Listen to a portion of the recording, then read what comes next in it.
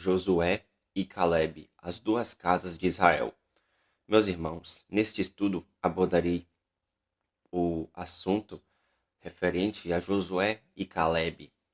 Saiba que o soberano Senhor usa a vida de várias pessoas das Escrituras para profetizar coisas futuras. Deus usou a vida de Josué e de Calebe para falar a respeito das duas casas de Israel.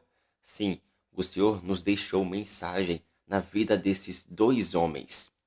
Este estudo estará lhe trazendo mais entendimento a respeito da mensagem que o Senhor Deus deixou por meio da vida de Josué, que era da tribo de Efraim, e de Calebe, que era da tribo de Judá. E essa mensagem envolve as duas casas de Israel e também o tempo do fim.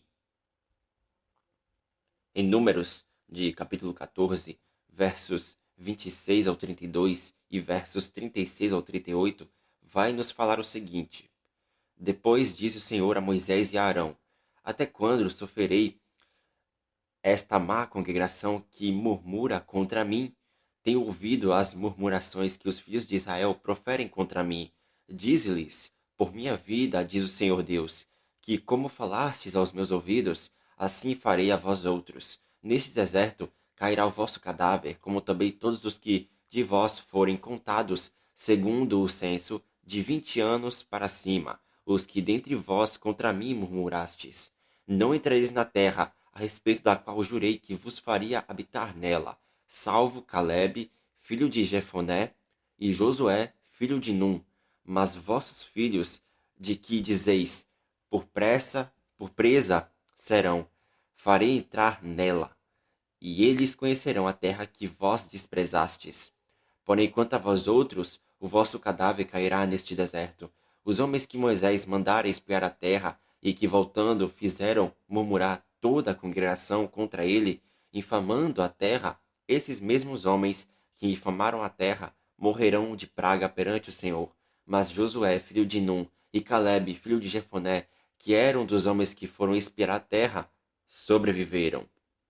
O livro de Números nos revela que Moisés mandou 12 espias para espiarem a terra de Canaã, mas vários desses espias acabaram se desanimando e desanimou o povo de subir para a terra de Canaã, pois havia gigantes naquela terra e a cidade era fortificada.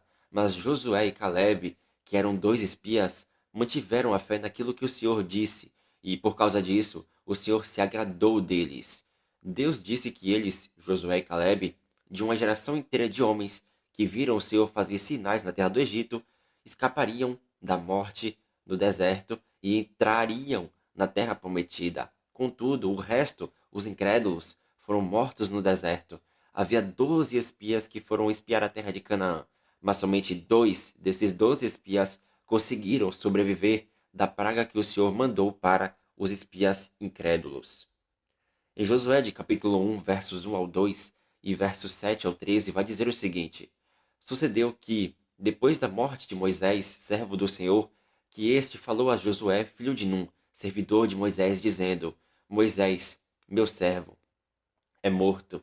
Dispõe-te agora, passa este Jordão, tu e todo este povo, a terra que eu dou aos filhos de Israel. Tão somente ser forte e muito corajoso, para teres o cuidado de fazer segundo toda a lei que meu servo Moisés te ordenou. Dela não te desvies, nem para a direita e nem para a esquerda, para que sejas bem-sucedido por onde quer que andares. Não cesses de falar deste livro da lei, antes medita nele dia e noite, para que tenhas cuidado de fazer segundo tudo quanto nele está escrito. Então farás prosperar o teu caminho e serás bem-sucedido. Então deu ordem Josué aos príncipes do povo, dizendo: Passai pelo meio do arraial e ordenai ao povo, dizendo: Proverde-vos de comida, porque dentro de 3 dias passareis este Jordão, para que entreis na terra que vos dá o Senhor vosso Deus, para possuirdes. Lembrai-vos de que Moisés, servo do Senhor, vos ordenou, dizendo: O Senhor, vosso Deus, vos concede descanso e vos dá esta terra. Após a morte de Moisés, meus irmãos, o Senhor levanta Josué para ser líder do povo de Israel, com o objetivo de levar o povo para a terra prometida. O Senhor fala para Josué ser forte e corajoso, para que Josué tivesse cuidado de fazer segundo tudo que a lei ordenou, para também Josué ser bem-sucedido por onde quer que andasse. Sob a liderança de Josué, o povo, ao terceiro dia, entrou na terra de Canaã. Deus, na literalidade da promessa, cumpriu a promessa feita a Abraão, Isaque e Jacó, de que a sua descendência possuiria a terra. Todavia, Deus não cumpriu ainda em plenitude essa promessa, pois a promessa de herdar a terra se refere também a herdar o mundo inteiro. Josué serviu como auxiliar de Moisés. Josué se destacou como guerreiro valente, de fé e coragem. A história que foi relatada sobre Josué é verdadeira, mas existe uma mensagem que o Senhor dos Exércitos fala para nós. Existe uma revelação do Pai para nós. Veja que Josué prefigura o Senhor Jesus Cristo, porque o nome de Josué significa o Senhor é a salvação, e também o nome de Jesus significa Deus é a salvação. Repare que a história nos mostra que Josué colocou ao terceiro dia o povo de Israel na terra prometida. Josué disse que o Senhor concede o descanso, mas Josué não deu o descanso do sétimo milênio para o povo, porque somente Jesus pode dar esse descanso do sétimo milênio, que é os 1000 anos do reinado de Jesus sobre o mundo inteiro. Veja que a história de Josué está apontando para coisas futuras, porque assim como Josué, ao terceiro dia, introduziu o povo de Israel na terra prometida, assim também Jesus, no terceiro dia, que é o sétimo milênio, possuirá juntamente com a igreja o mundo, para que eles tenham o descanso do Pai. Porque Cristo, na sua vinda em carne, ele veio no quarto milênio da criação, mas a Escritura mostra que é necessário que Jesus fique no céu por 2 dias, ou seja, por 2000 anos, para que no terceiro dia, que é o sétimo milênio, ele desça dos céus e conceda o descanso para o seu povo e para a terra também. Josué fez cumprir parte da promessa que foi feita a Abraão, Isaque e Jacó, no que diz respeito à terra prometida, porque Deus prometeu introduzir o povo na terra prometida. Mas essa promessa não se cumpriu por completo, porque Cristo irá cumprir essa promessa por completa, a promessa de possuir a terra. Mas ele irá possuir o mundo inteiro, juntamente com seus co-herdeiros, que somos nós, a quem ele chamou. Em Josué, no capítulo 6, versos 1 ao 25, vai nos dizer o seguinte: meus irmãos, é necessário ler o que vai ser dito, ouvir o que vai ser dito também, porque faz parte da revelação do estudo também, meus irmãos. Veja o que vai dizer o seguinte: ora, Jericó estava rigorosamente fechada por causa dos filhos de Israel. Ninguém saía nem entrava. Então disse o Senhor a Josué: olha, entreguei na tua mão a Jericó, o seu rei e os seus valentes. Vós, pois, todos os homens de guerra, rodeareis a cidade, cercando-a uma vez. Assim fareis por 6 dias. 7 sacerdotes levarão 7 trombetas de chifre de carneiro adiante da arca. No sétimo dia, rodeareis a cidade 7 vezes e os sacerdotes tocarão as trombetas. E será que, tocando-se longamente a trombeta de chifre de carneiro, ouvindo vós o sonido dela, todo o povo gritará com grande gritaria. O muro da cidade cairá abaixo, e o povo subirá nele, cada qual em frente de si. Então Josué, filho de Num, chamou os sacerdotes e lhes disse: levai a arca da aliança. E 7 sacerdotes levem 7 trombetas de chifre de carneiro adiante da arca do Senhor. E disse ao povo: passai e rodeai a cidade, e quem estiver armado, passe adiante da arca do Senhor. Assim foi que, como Josué disse ao povo, os 7 sacerdotes com as 7 trombetas de chifre de carneiro diante do Senhor passaram e tocaram as trombetas, e a arca da aliança do Senhor os seguia. Os homens armados iam adiante dos sacerdotes que tocavam as trombetas. A retaguarda seguia após a arca, e as trombetas soavam continuamente. Porém, o povo ordenara Porém ao povo Josué ordenou, dizendo: não gritareis, nem fareis ouvir a vossa voz, nem sairá palavra alguma de vossa boca, até o dia em que eu vos diga: gritai, então vocês gritarão. Assim a arca do Senhor rodeou a cidade, contornando-a uma vez, entraram no arraial e ali pernoitaram. Levantando-se Josué da madrugada, os sacerdotes levaram de novo a arca do Senhor. Os 7 sacerdotes que levavam as 7 trombetas de chifre de carneiro diante da arca do Senhor iam tocando continuamente. Os homens armados iam adiante deles, e a retaguarda seguia após a arca do Senhor enquanto as trombetas soavam continuamente. No segundo dia, rodearam a cidade outra vez e tornaram para o arraial, e assim fizeram por 6 dias. No sétimo dia, madrugaram, ao subir da alva, e, da mesma sorte, rodearam a cidade 7 vezes. Somente naquele dia rodearam a cidade 7 vezes. E sucedeu que, na sétima vez, quando os sacerdotes tocavam as trombetas, disse Josué ao povo: Gritem, porque o Senhor vos entregou a cidade. Porém a cidade será condenada, ela e tudo quanto nela houver. Somente viverá Raabe, a prostituta, e todos os que tiverem com ela em casa, porquanto escondeu os mensageiros que enviamos. Tão somente guardai-vos das coisas condenadas, para que, tendo-as vós condenado, não as tomeis, e assim torneis maldito o arraial de Israel, e o confundais. Porém, toda prata, ouro e utensílios de bronze e de ferro são consagrados ao Senhor, e irão para o seu tesouro. Gritou, pois, o povo, e os sacerdotes tocaram as trombetas. Tendo ouvido o povo o sonido da trombeta, e levantando grande grito, ruíram as muralhas, e o povo subiu à cidade, cada qual em frente de si, e a tomaram. Tudo quanto na cidade havia, destruíram totalmente a fio de espada, tanto homens como mulheres, tanto meninos como velhos, também bois, ovelhas e jumentos. Essa história, meus irmãos, veja que ela mostra o seguinte: veja que a história que o Senhor mostra no livro de Josué nos revela a obediência do povo, as figuras que apontam para o tempo do fim. Os 7 sacerdotes apontam para os 7 anjos que representa a igreja, 7 anjos do Apocalipse, pois a igreja é o sacerdócio da ordem de Melquisedeque.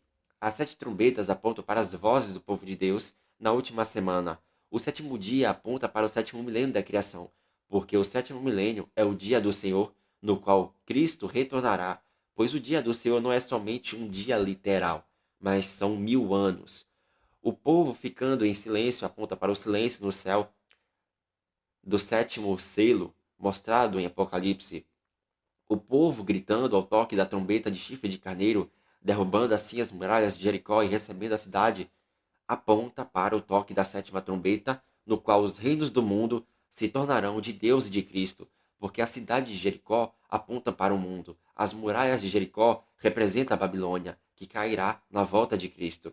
A trombeta de chifre de carneiro, sendo tocada no sétimo dia, aponta para a sétima trombeta, porque o livro da lei nos mostra que, no ano 49, antes do ano 50 do jubileu, o sacerdote, no dia da expiação, tinha que tocar a trombeta de chifre de carneiro para proclamar liberdade na terra e a chegada do ano 50, do ano 50º. Essa trombeta, ela aponta para a sétima trombeta do Apocalipse. As 12 tribos do Israel segundo a carne, destruindo os inimigos da cidade de Jericó, aponta para a igreja, que é o Israel espiritual, derrubando Gog e Magog na volta de Cristo, porque o povo de Deus irá subir aos ares, e dos ares eles irão descer para pisar os perversos, como diz o profeta Malaquias, onde o profeta diz: Vocês, povo de Deus, pisarão os perversos, porque se farão cinzas debaixo das plantas de vossos pés naquele dia que prepararei, diz o Senhor dos Exércitos. A arca da aliança, ela aponta para o trono de Deus, que as nações, ao toque da sétima trombeta, irá ver no céu. E por causa disso, as pessoas dirão: Caí sobre nós e escondei-nos da face daquele que se assenta no trono e da ira do Cordeiro, porque chegou o grande dia da ira deles. E quem pode suster-se? Conforme está escrito em Apocalipse de capítulo 6. Josué, liderando o povo, aponta para Cristo, liderando a igreja no tempo do fim. Josué, destruindo a cidade de Jericó, aponta para Cristo na sua ira, na sua volta também, derrubando os exércitos de Gog e Magog, porque Gog é o anticristo. E, meus irmãos, existe uma outra revelação também bem interessante.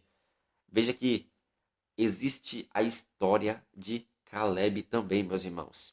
Veja que o nome Caleb significa cão, mas o nome Caleb está ligado à fidelidade. Caleb tem esse nome por causa que ele foi um homem corajoso. Caleb era da tribo de Judá, mas Josué era da tribo de Efraim. A história de Josué e Caleb nos mostra que esses dois homens eram unidos, e isso está apontando para as duas casas de Israel, Efraim e Judá, porque Josué é da tribo de Efraim, apontando para a casa de Israel da nova aliança, as 10 tribos, ou seja, os gentios que têm fé em Jesus Cristo, enquanto Caleb, por ser da tribo de Judá, aponta para a casa de Judá da nova aliança, que são os judeus que têm fé em Jesus Cristo. O Senhor usa as figuras de Josué e Caleb para falar também a respeito das duas casas de Israel. Embora saibamos que o Senhor usou a figura de Josué para falar a respeito de Cristo, Deus também usa a figura de Josué para falar a respeito da casa de Israel, que é os gentios que têm fé no Filho de Deus. Deus, quando chamou a nação de Israel, ele tinha o propósito de os constituir reis e sacerdotes, reino de sacerdotes. O plano de Deus era estabelecer o seu reino através da nação do Israel segundo a carne, para que as nações vissem o seu reino. Mas o Israel segundo a carne rejeitou esse plano. Deus já sabia que esse plano não ia dar certo no Israel segundo a carne, porque eles iriam desobedecer à lei do Senhor. Contudo, para existir o reino, tem que haver o território. A nação de Israel não tinha território. No entanto, Deus havia prometido o território. E de fato, a história nos mostra que Deus estabeleceu o reino de Israel. Mas foi estabelecido por meio de violência, por causa que houve guerra. Veja que o livro de Josué nos mostra que Israel conquistou o seu reino, o governo na terra de Canaã, através da fé deles em Deus e a guerra contra os reinos malignos, mostrando que o reino de Deus é conquistado através de violência. Óbvio que ocorreu a desobediência do povo de Israel, e por isso eles sofreram.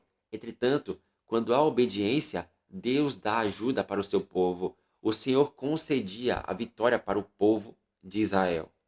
Veja que em Josué de capítulo 12, versos 1 ao 8, vai dizer o seguinte: São estes os reis da terra, aos quais os filhos de Israel feriram, de cujas terras se apossaram da além do Jordão para o nascente, desde o ribeiro de Arnon até o monte Hermon e toda a planície do Oriente, Seom, rei dos amorreus, que habitava em Esbom e dominava desde Aroer, que está à beira do vale de Armon, e desde o meio do vale e da metade de Gileade até o ribeiro de Jaboque, limite dos filhos de Amon, desde a campina até o mar de Quinerete para o oriente e até o mar da Campina, o mar salgado para o oriente, pelo caminho de Bet-Gesimote, e desde o sul abaixo de Asdote, Pisga, como também o limite de Og, rei de Bazã, que havia ficado dos Refaíns e que habitava em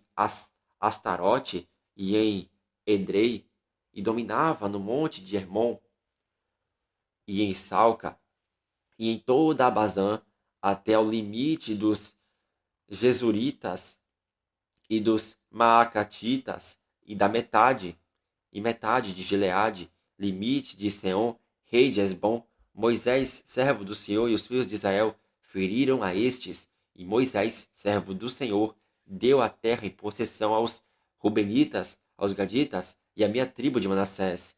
São estes os reis da terra, aos quais os filhos de Israel feriram da aquém do Jordão para o ocidente, desde Baal-Gade, no vale do Líbano, até ao monte de Alaque, que sobe a Seir, e cuja terra Josué deu em possessão às tribos de Israel, segundo as suas divisões, a saber, o que havia na região montanhosa nas planícies, na Araba, nas descidas das águas, no deserto e no Neguebe, onde estava o Eteu, o Amorreu, o Cananeu, o Ferezeu, o Eveu e o Jebuseu. Dos versos 1 ao 6 de Josué capítulo 12, é mostrado as terras que os filhos de Israel conquistaram juntamente com Moisés.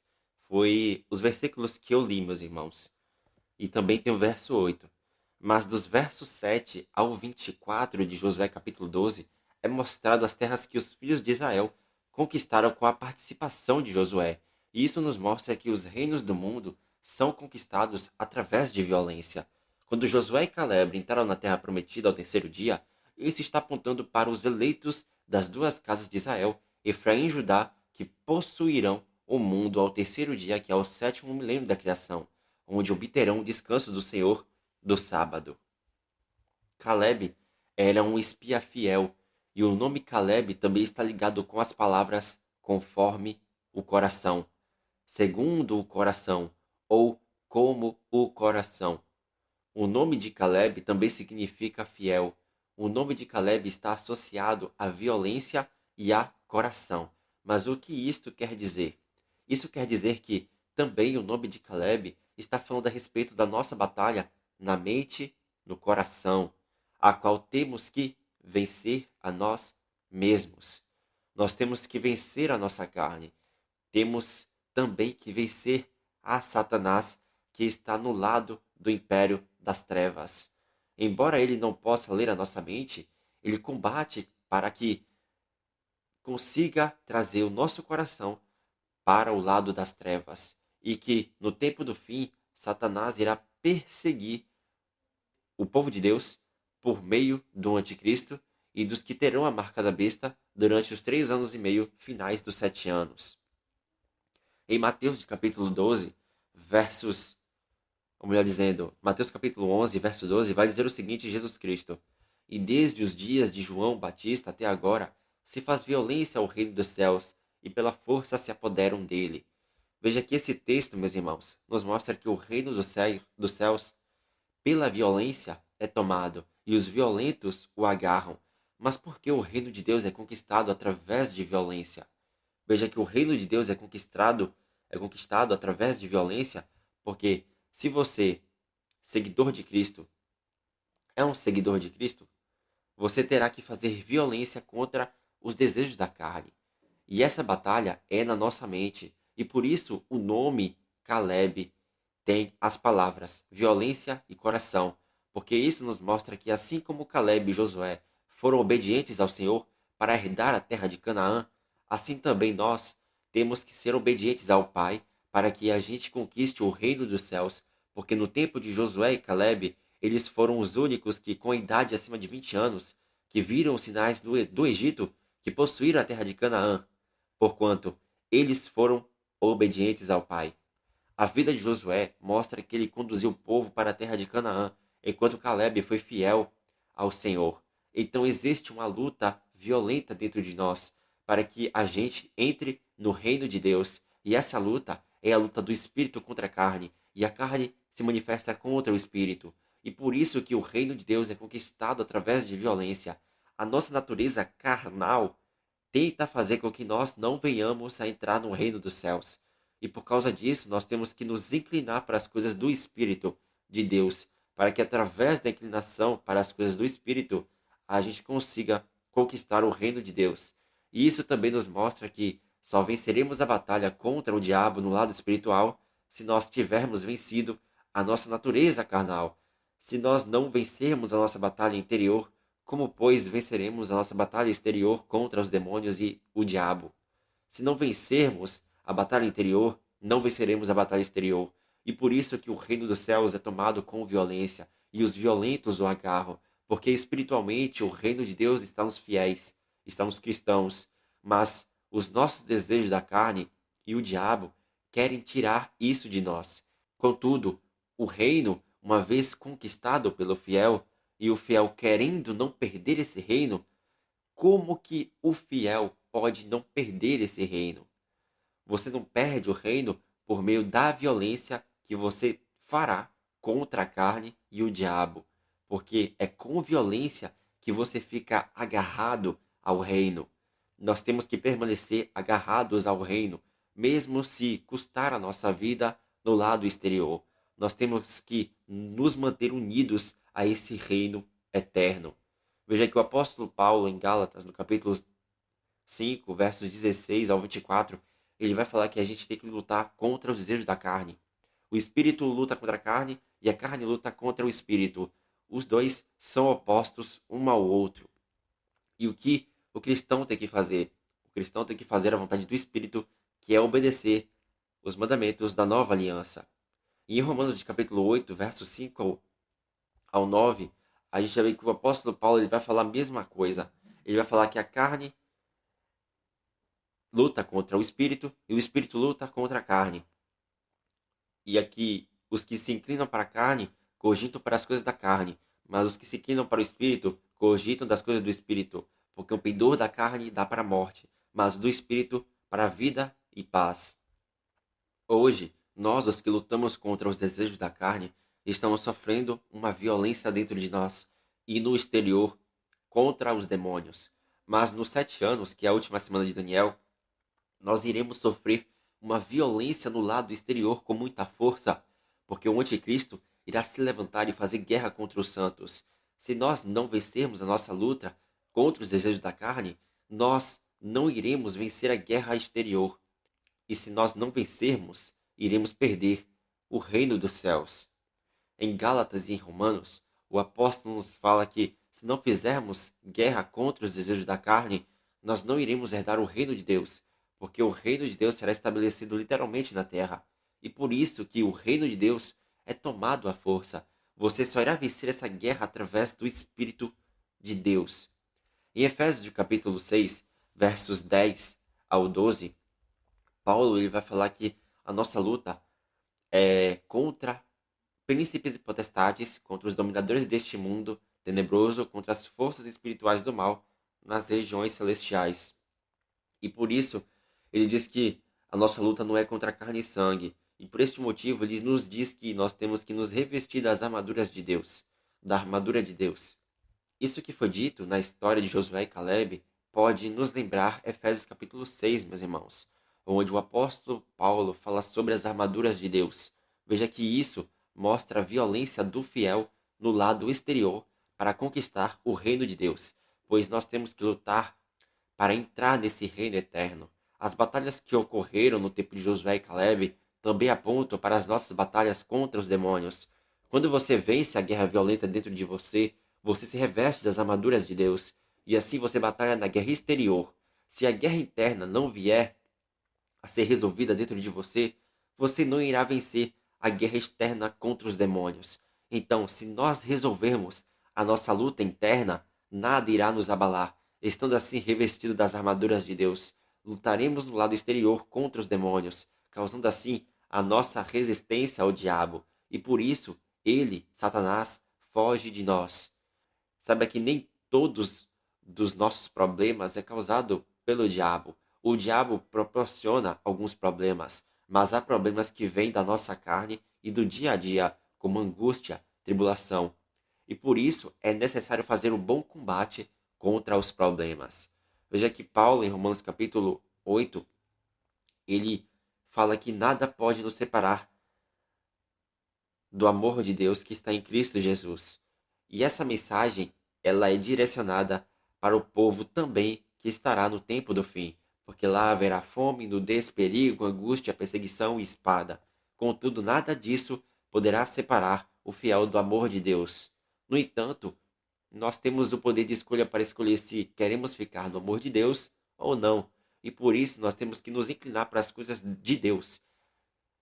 Veja que as coisas do Espírito é a lei de Deus, meus irmãos. Então a violência a qual Jesus falou em Mateus capítulo 11, verso 12, se refere ao interior, que é a nossa batalha contra a carne, e ao exterior, que se refere às batalhas contra os demônios. Se a batalha externa exigir que nós venhamos a morrer pela causa do Evangelho, nós teremos que entregar a nossa vida em favor de Jesus Cristo. Veja que em Mateus capítulo 8, o Senhor Jesus Cristo ele diz o seguinte: quem quiser, pois, salvar a sua vida, irá perdê-la. E quem perder a vida por causa de mim e do Evangelho, salvá-la-á. Que aproveita o homem ganhar o mundo inteiro e perder a sua alma? Que daria a um homem em troca da sua alma? Porque qualquer que, nesta geração adúltera e pecadora, se envergonhar de mim e das minhas palavras, também o Filho do Homem se envergonhará dele, quando vier na glória de seu Pai com os seus santos anjos. No tempo do fim, os fiéis serão provados. Muitos fiéis terão que dar a sua vida pela causa de Cristo. Se o fiel negar a Cristo, o Filho de Deus irá se envergonhar dele, quando vier na glória de Deus. Veja que, em Apocalipse capítulo 2, versos 8 ao 9, o Senhor Jesus Cristo dá o recado para a igreja de Esmina. Veja que o Senhor Jesus Cristo diz que a igreja de Esmirna, ela tem tribulação por 10 dias. E essa igreja é uma igreja irrepreensível. E Jesus Cristo diz para ela ser fiel até a morte, e ele dará para ela a coroa da vida. Veja que esse recado que Cristo dá para a igreja de Esmirna aponta para os fiéis que terão que dar a sua vida na grande tribulação, porque Esmirna prefigura Moisés, uma testemunha que está apontando para os fiéis que morrerão no fim. Porque assim como Moisés morreu antes de entrar na terra prometida, assim também haverá testemunhas fiéis que morrerão na grande tribulação. Os 10 dias de tribulação aponta para os 7 anos do tempo do fim. Em Apocalipse de capítulo 3, versos 7 ao 12, o Senhor Jesus Cristo manda o recado para a igreja de Filadélfia, outra igreja irrepreensível. 5 igrejas são repreensíveis, só que 2 são irrepreensíveis. E essas são as 7 igrejas do Apocalipse que aponta para o povo de Deus. E principalmente para o povo de Deus no tempo do fim. Veja que o Senhor Jesus Cristo, ele dá o recado para a igreja de Filadélfia. Veja que o Senhor Jesus Cristo ele diz o seguinte: estas coisas diz o santo, o verdadeiro, aquele que tem a chave de Davi, que abre e ninguém fechará, e que fecha e ninguém abrirá. Conheço as tuas obras, e eis que tenho posto diante de ti uma porta aberta, a qual ninguém pode fechar. Eu sei que você tem pouca força, entretanto guardaste a minha palavra e não negaste o meu nome. Eis que farei que alguns dos que são da sinagoga de Satanás, desses que a si mesmos se declaram judeus e não são, mas mentem, eis que os farei vir e prostrar-se aos teus pés, e conhecer que eu te amei, porque, como você guardou a palavra da minha perseverança, eu também te guardarei da hora da provação que há de vir sobre o mundo inteiro, para experimentar os que habitam sobre a terra. Venho sem demora, conserva o que tens, para que ninguém tome a tua coroa. Veja que essa igreja, ela está apontando para as testemunhas fiéis que não irão passar pela morte, porque a provação que há de vir sobre o mundo inteiro se refere sobre a grande tribulação, onde parte da igreja será guardada na terra durante a grande tribulação.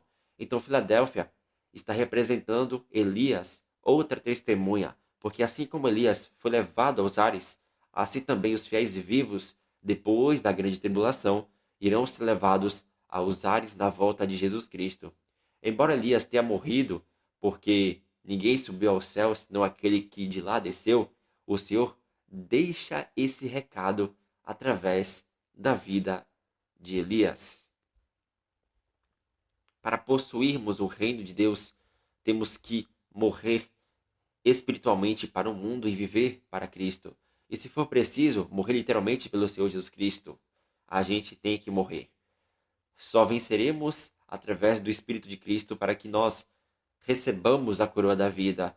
O Senhor também usa a vida de Josué para dar a mensagem de que Josué está apontando para o Senhor Jesus Cristo, que conduz o povo à terra prometida. O Senhor usa o nome de Caleb para nos dizer a respeito da luta dentro de nós contra a carne e as nossas lutas externas contra os demônios, para que a gente herde o reino de Deus. Então Josué aponta para Cristo, pois Cristo conduz a igreja, enquanto Caleb aponta para também a luta que há em nós, tanto interna como externa, pois precisamos lutar para herdarmos o reino dos céus.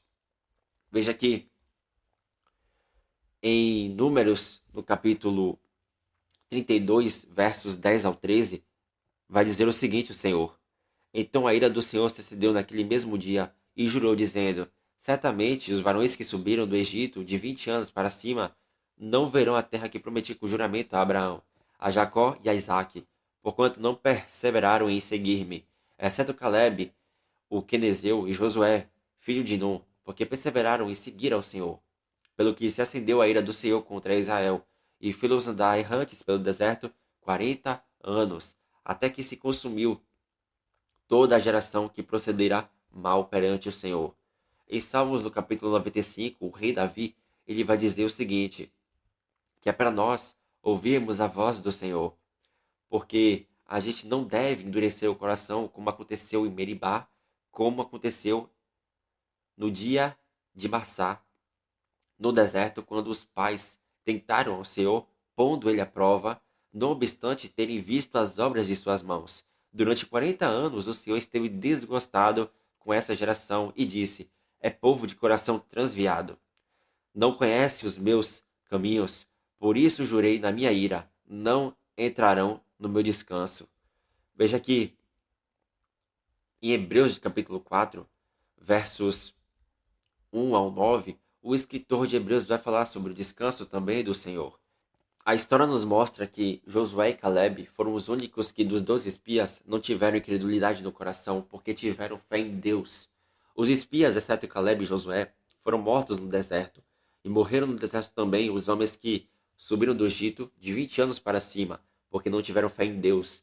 Mas após 40 anos, Josué e Caleb foram os que chegaram na terra prometida, derrubaram o rei de Jericó, a própria cidade de Jericó, no sétimo dia, ao sétimo toque das trombetas de chifre de carneiro, na sétima volta pela cidade, e isto está apontando para coisas futuras.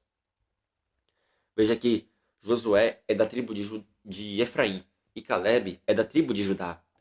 E isso aponta para as duas casas de Israel, que são judeus e gentios que têm fé em Jesus Cristo. O deserto no qual Israel ficou por 40 anos está apontando para o tempo que se chama hoje, como diz o salmista no Salmos 95. Se hoje vocês ouvirem a voz do Senhor, não endureçam o seu coração. Essa mesma passagem é falada em Hebreus. O escritor de Hebreus nos ordena a não termos um coração incrédulo, pois, se permanecermos na fé em Cristo, entraremos no descanso de Deus. O tempo que se chama hoje é o tempo em que nós estamos. Esse hoje ainda estava no tempo de Davi, no tempo do escritor de Hebreus, e ainda está no nosso tempo e estará na última semana de Daniel. E por isso não devemos deixar o nosso coração se endurecer pelo engano do pecado. Veja que o deserto onde os filhos de Israel ficaram por 40 anos também está apontando para o deserto no qual a igreja irá ir na última semana de Daniel.